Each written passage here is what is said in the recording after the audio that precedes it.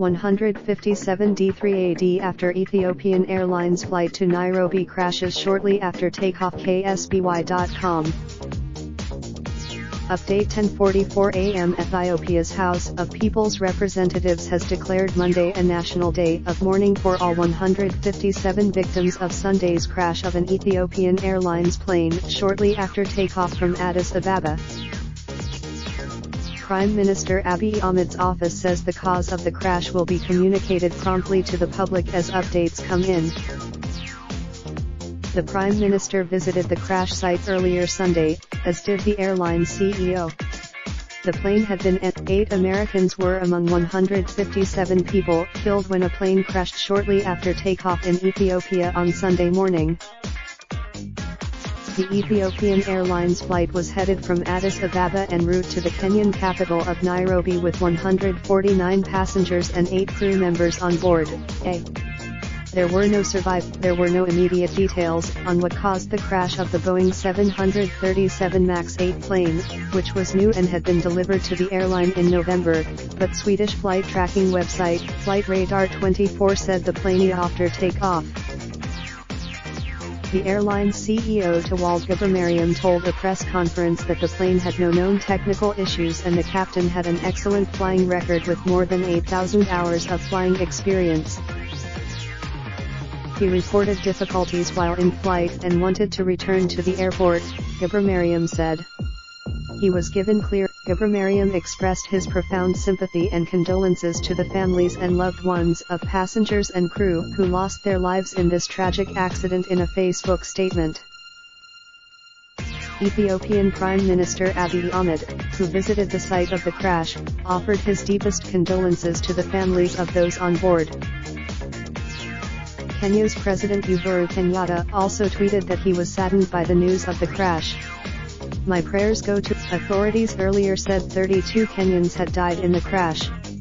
State-affiliated, no names have been released. The airline said the U.S. Embassy in Ethiopia said its officials are in contact with the country's government and the airline to offer all possible assistance. Its officials will contact family members of the U.S. passengers directly. 4 of those on board were listed as using United Nations passports and their nationalities were not immediately clear.